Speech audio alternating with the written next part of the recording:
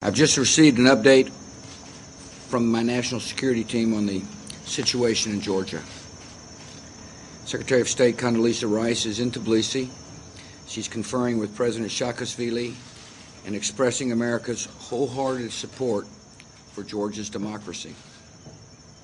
She will be traveling to Crawford, where I will meet her, and she will bring me up to date on what she has seen and what she heard in Georgia as well as in France. She did not go to Paris.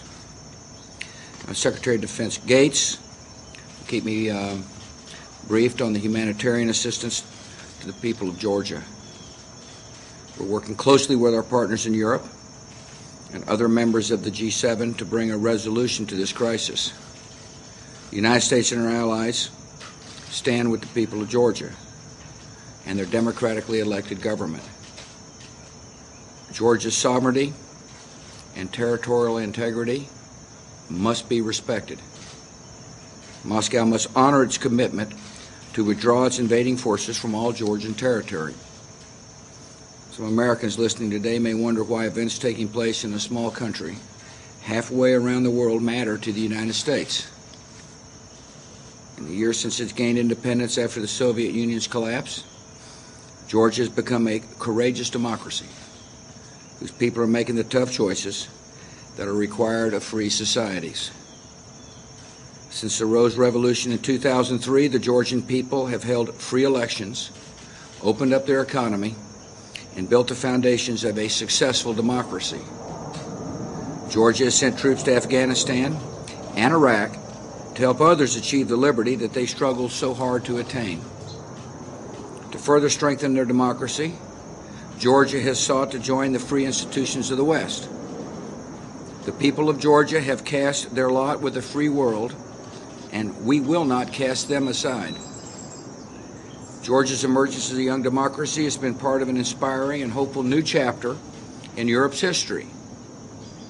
Europe has moved beyond the world wars that killed millions of people and the Cold War that divided its citizens between two superpowers.